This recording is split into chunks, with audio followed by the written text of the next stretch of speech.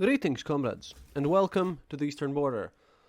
I'm back in Riga right now because, well, we had to leave due to some interesting emails that we received, and yeah, got a call, and we were told to just get out of Dodge while we can, and we did. We're gonna go back though because, well, you can't keep me away from a war zone for long. After all, my job is to report on all the happenings here. But I'm safe. I'm safe now. And hi to all the new listeners who joined us after listening to our interview with Dan Carlin. And I'd like to apologize beforehand since, well, I got some criticisms about this episode. But yeah, I'm really sorry that it might not turn out as great as I had expected it to. But that day I was just spending my whole day up or running about, and then 4 hours with the presidents, and we started recording super late. So actually kind of, it's not as good as I wanted it to be, but it's still much better than what was the worst case scenario, since, well, yeah, if I sound extra tired on that one, I hope I don't, then, well, that's because I was tired. But we have some interesting things to talk about on today's episode. For starters, yeah, it's funny because Igor Girkin, while I was away in Ukraine, managed to block off some things, from my access. But I found him. Turns out that although he is personally banned from YouTube, he now operates on VKontakte, and I got him there. And we also have his Telegram channel. And it was interesting since yesterday when he was doing a live stream, which I watched, he managed to state that he has reports from the ground in Donbas that there's a massive mobilization there. Although Russia itself doesn't want to mobilize, apparently the people in Donbas are really, really worried that they may actually lose this war, and the population is being forced to take up arms. And Igor Girkin himself stated that apparently people who haven't held a gun in their arms for their whole lives are being mobilized, and that includes university teachers, IT guys, like everyone. So that happened a day ago when we got the reports, and today at 8 a.m., apparently a massive battle for Donbas, it has finally begun, which kind of makes sense also about why I was said to leave, since, well, basically I was told I'm not safe. So we're going to talk about that battle and then some other news. And to all of you new guys here, if you want to just follow through this war in its totality and what I've been doing, just go back to the episode War in Ukraine, episode 0, and start listening from there. The episodes are mostly short, and then we discuss things. And then if you like those shows, you can then just listen to our historical episodes as well. But today, I suppose we have to talk about the reigniting of the conflict, as it was basically somewhat peaceful for the last week or so, kind of ish. There were just clashes and skirmishes, but it wasn't like neither side advanced that much. Now I have something different. More important thing, by the way, before we get to Donbas, is the battleship Moskva. Apparently, the same one that threatened the soldiers at Snake Island, and it was sunk by two Ukrainian Neptune missiles. Now, it didn't happen as quickly as it could have, because there's a radius in which Ukrainian missiles can shoot accurately, and the Russian side had apparently figured out that they have eliminated all of the anti-ship rockets that Ukrainians had, and they weren't prepared. So their big ship, and this Moskva, this was the flagship of the whole Black Sea Fleet. And at some point in 2004, I remember Mr. Putin and at that point Ukrainian President Kuchma, yeah, they met on the ship. This ship also guarded the Sochi Olympics, and as it had not only military functions, but it was a very representational ship as well. So it's a big blow, and Russian media have already started yelling that this is some sort of evil and treachery and evil Ukrainians. The funniest part is that Mr. Peskov, the spokesperson of Kremlin, has actually stated that if Ukraine doesn't stop its aggressive things, they might actually declare war on Ukraine. And it's kind of interesting because there are two comments. That one, you can't have a mobilization without a war, and two, well, you can't actually surrender in a war if you don't have a war. So, hey, maybe that's a cop out. At any rate, this Moskva ship, just so you understand a bit from the military part, it was built in the 70s, and it was built in what's today Ukraine. And it was intended to be a part of 10 ships, which were deemed aircraft carrier killers.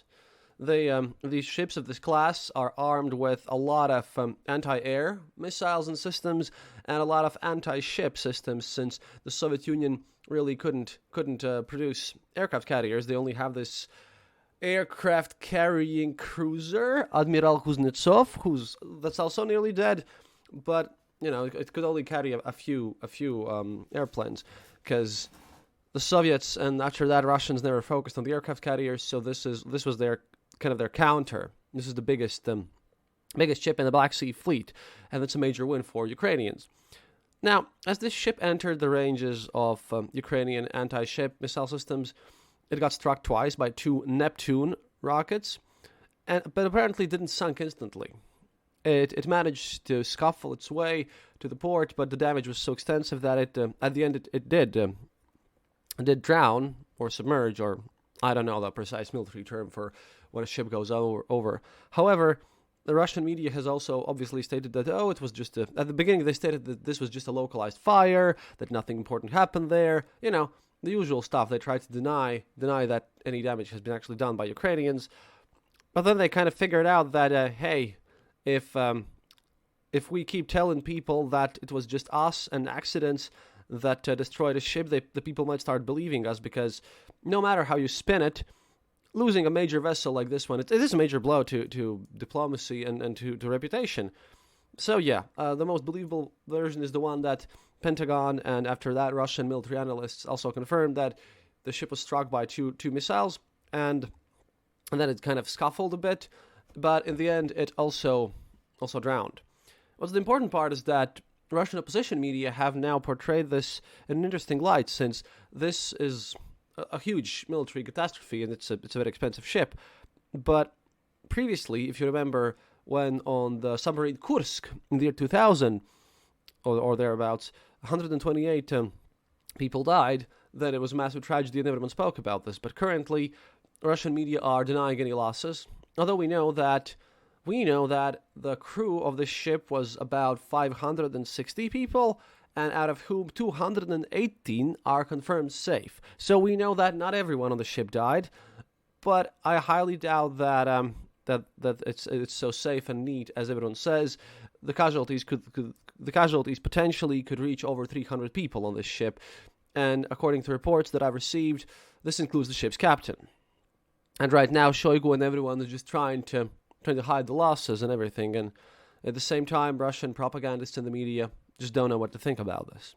Either way, this looks great. This looks great for Ukrainian troops and Ukrainian soldiers, and it's a success of theirs, and they're just using every means to fight this conflict. But hey, this is the first real thing that the Russians can't really hide. After all, that's the flagship. So, about the assault. Well, apparently, I'm waiting for some news to be updated. Info's coming in. But so far, we know that there's been a mass mobilization in Donbass, like I told you before. Apparently, there are some protests, too, and some people who have been forcibly mobilized over there have been brutally beaten up, which is pretty bad. Currently, what we have 100% reported with videos and that I can attest to is that a tank column that was moving out of Donetsk to assault the Ukrainian armed forces has been destroyed.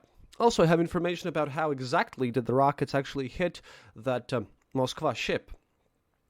This isn't taken in one take, just so you know. That's why it's a bit disheveled. But apparently, a Bayraktar drone had flown in that Moskva ships, Moscow, big ships, kind of radar zone, and had focused its radar and drawn attention away from the 2 missiles that ship just ignored.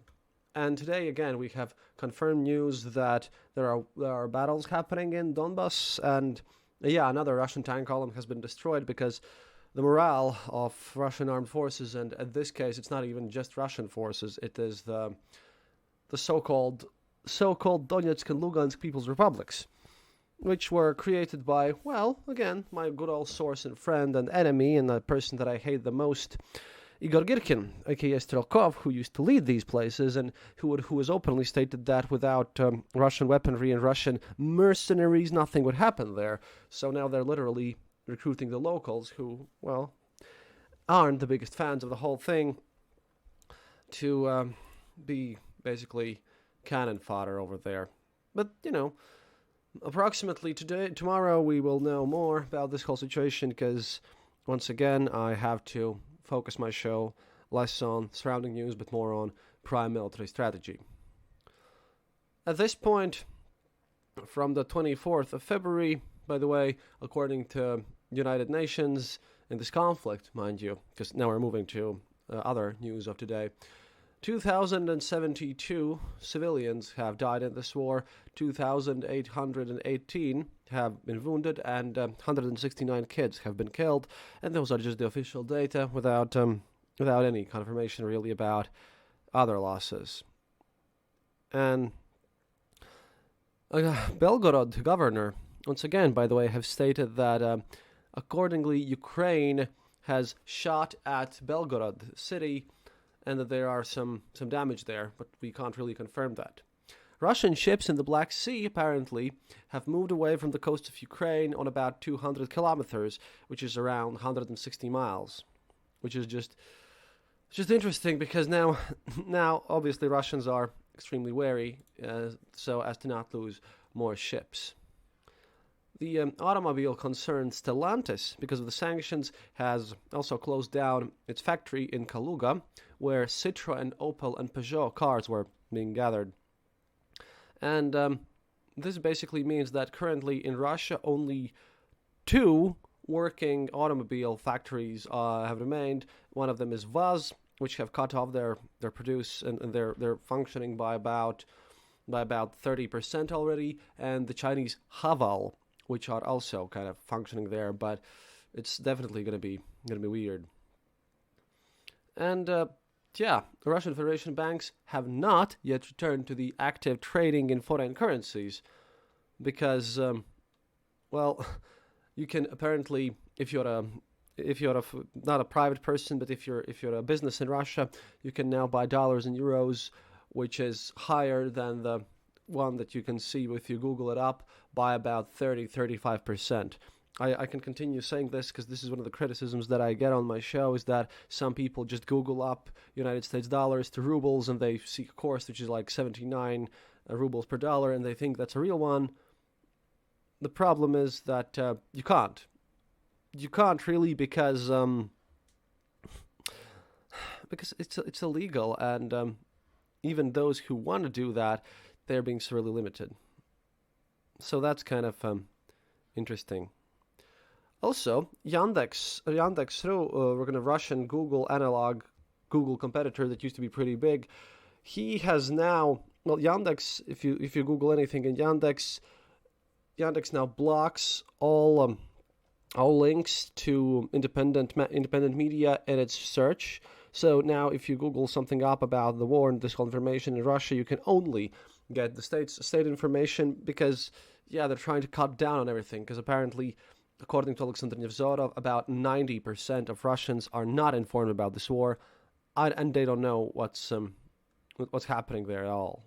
So, hey, we live in some sort of an informational bubble thing, and I'm really happy that I have my own ways of getting sources and information, and I'll be informing you about how this war goes and operates. And what we also have been planned is that I had an interview planned, and this would have happened if it wasn't for the war, and we wouldn't go to Ukraine.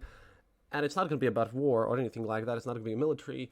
See, I listened to a science show, and Science and Futurism, because I'm a huge sci-fi nerd, and there's this channel on YouTube and on Spotify and everywhere else, basically. It's also a podcast called Event Horizon, and it's made by John Michael Gauthier. And I'm a huge fan of his show because after all these days at war and everything, I have to fall asleep somehow. So then I listen about space exploration and the possibility of life on Europa, and astronomy is one of my hobbies. And one thing though is that I've lost my I lost my telescope while I was moving, which is really sad. I really wanted to take that one with me. But anyways, we had an interview planned because finally I managed to reach out to the person. I also listened to Isaac Arthur too, and we had an episode about the Soviet futurism. You know, how the Soviet era people were looking at the future. Well, what were our dreams? You know, like how in the 1960s in the Soviet sci-fi and the media, people would look at the year 2000. Now we live in the year 2022.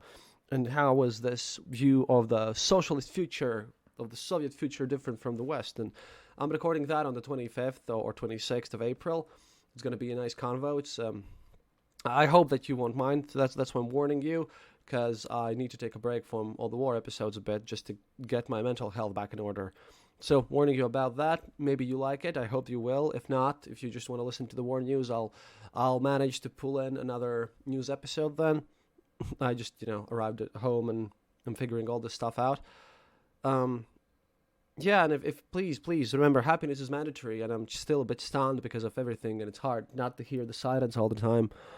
But yeah, please support our show if you can. If you're on Patreon, that'd be very nice. Patreon.com/the Eastern Border.